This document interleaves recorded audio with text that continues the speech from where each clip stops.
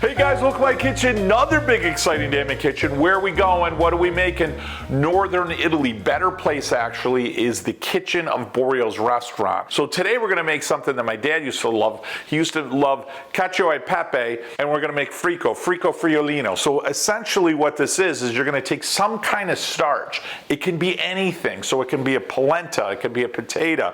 In this case, leftover pasta. You can put rice in there. So you're gonna take some kind of a starch and basically cheese.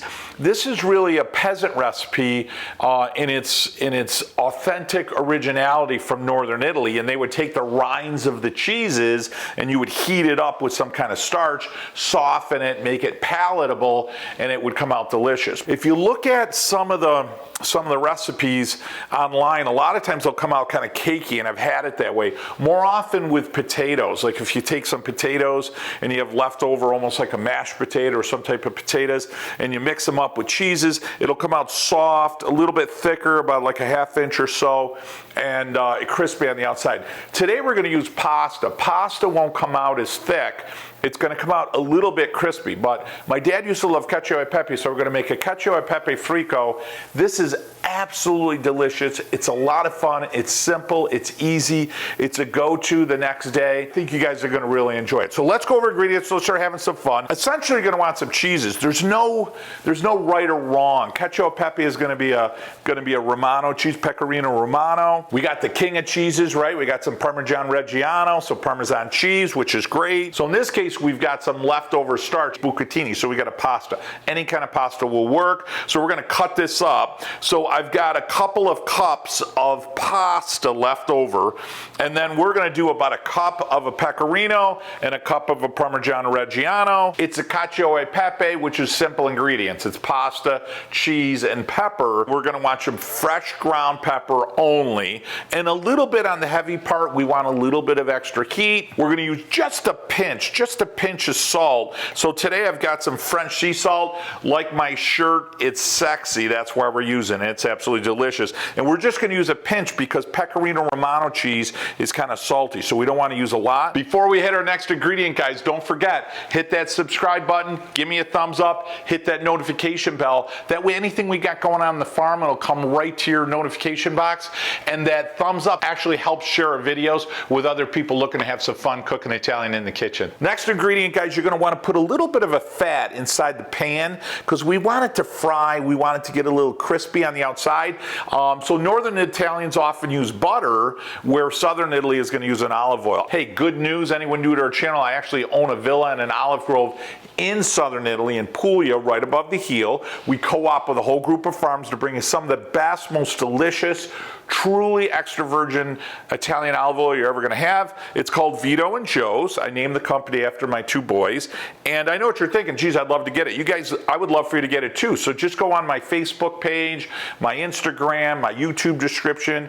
You can go on my webpage, Cooking Italian with Joe. Just click buy it now, grab yourself a few bottles. I'd love to drop ship it right to your front doorstep. It's grassy, earthy, peppery, good olive flavor. It's delicious. And we're just gonna use a couple of tablespoons in the bottom of that pan to get it nice and hot. You're gonna want a bowl to mix your ingredients, a plate to prepare what you're about to eat, because it's awesome. Nothing works better than a cast iron pan. So we're gonna get that cast iron pan heated up, and we're gonna start mixing our ingredients. Real simple, guys. You're gonna take a grater, and you're just gonna grade your pecorino, and you're gonna grade your Parmesan Reggiano. Oh, I love the aroma of this stuff. So this is made from sheep, and this is delicious. Now, in this case, you want the rind. Traditionally, this was made only with the rind, so just keep going right through the end of the rind. Okay, so there's our pecorino. I'm gonna push that off to the side. Now I've got my Parmesan Reggiano.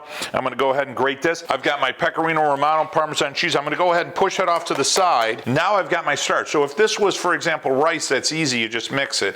If it's a potato, you're gonna shred the potato, or if it's already mashed, you'll use it in that case. If it's polenta, it's easy because it's already mixed. In this case, we're gonna take that pasta, which is about equal in volume to the cheese, maybe just just a little less, and that'll be fine. And then real simple, we want to kind of grate it, but we're going to use a knife to do that. So the pasta's cold and it's kind of sticking together. So I'm just going to bunch it all up. Go ahead with your knife, and then you're going to start cutting the pasta. Try to get it down kind of like the size of rice. Guys, we're in good shape. Our starch, in this case, pasta is cut up. Our cheeses are shredded. I'm going to grab my bowl. We're going to start mixing. Okay, I've got our cheese. I got our pasta. Now I'm going to grab a pinch of our sexy French salt. And again, not too much because the cheese is already salty. Now again, it's a Cacio e Pepe, so I want to put some pepper, and I want to put quite a bit of pepper in here. So in this case, I'm going to put at least a tablespoon of pepper. Fresh ground always. Guys, we're in good shape, so I'm going to go ahead and just take a spatula, and I want to mix this thoroughly. I want a real equal mix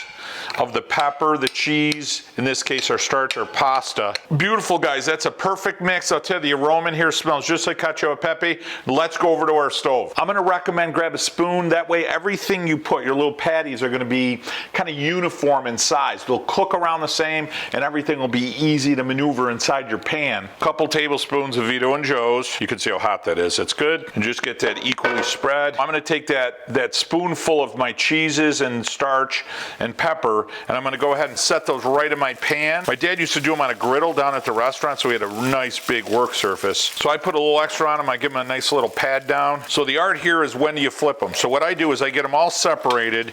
I get them in a little bit of an equal shape. What you're going to see, they're going to be soft and gooey, but they're going to stick together. Yeah, that one's pretty good. So I'm going to go ahead and get my spatula underneath it, and then I'm going to do a nice flip. There you go, perfect. You see how nice crispy and brown those are? Oh, can you hear them frying? Can you get the aroma right now? Oh. I'm thinking fried Cacio e Pepe, not a bad aroma to have in your kitchen. It's like Rome during Christmas time. Maybe Venice. I could throw Milan in there. So I'm going to let these go maybe another minute or so. I'm looking for the bottom to be brown and crispy. So we're not quite there. We're almost there. Now, guys, these are in good shape. So I'm going to go ahead and I'm just going to take them right off. As soon as they cool down, they actually get kind of solid, so they won't be so soft and gooey. You can see that happening right now. So I'm going to go ahead and set these aside. Now, these will start to get kind of solid and stick together really well as they start to cool. So I'm going to go ahead and set these aside, let them cool. I'm going to get frying on the rest of them, and I'll talk to you in a few minutes. First off, the aroma in here, guys, delicious. And you see how they start to firm up a little bit?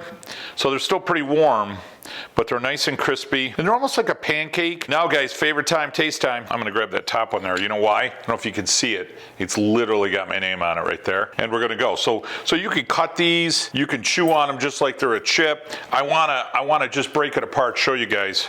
See, the inside's still kind of tender on the inside here. Can you see that? And what I love about these, you can see the browning, the caramelization, and the cheeses, and you got the pasta that works its way all the way through it, see it? But you can also see those grinds of pepper, which you know is gonna be delicious. So what do you say, guys? Favorite time, taste time? I'll tell you, the aroma right now is Borio's restaurant kitchen right now. I can just imagine my dad, a lot of times it would happen before lunch. So he'd start prepping for lunch. He'd take some old pasta, whip it together in a bowl like we just talked about with some leftover cheeses, throw it on the griddle, and he and I would nibble on something before we'd feed everybody. So First off, the aroma is fantastic. Secondly, I love the crisp. You just get that crisp, that salty texture of the cheeses, and it's crispy on the outside, tender on the inside, so it's kind of soft. Then you get the saltiness of the cheese, a little bit of the salt, and as you keep chewing, you're getting all those flavors of the cheeses, but now you're getting the flavor of the pasta and then the pepper. The heat, the flavor of the pepper starts to hit you right away, but the heat of the pepper starts to hit you as you keep chewing. Now, I hate to say it, but if this was about 45 years ago, maybe a little longer, my dad would be standing here and he'd have a cup of coffee. Usually he'd make a latte and he'd be pounding that latte, sometimes a cappuccino, but he'd be pounding that latte along with one of these crisps, one of these Fricos, in order to get a lot of energy, because now we got lunchtime, then he'd take a break, and then he'd be serving dinner all night. He'd finish up at the bar and wrap up around 2 o'clock in the morning while my mother was out in the dining room hostessing. Make sure you guys click that subscribe button, subscribe to the channel, give me a thumbs up, hit the notification bell. I know, a couple more things. Grab yourself a few bottles of Vito and Joe's extra virgin olive oil. We'll drop ship it right to your front doorstep. And last but not least, guys, and really the main reason we do our videos, spend some time with your family. Shut the phone off, shut the computer off. You know what you're gonna do? You're gonna celebrate your heritage, whatever that may be, but even more important than that, you're gonna set some traditions of love that'll last you a lifetime. I know they did for me. Hey guys, from my kitchen to yours, until next week, mwah, buon appetito.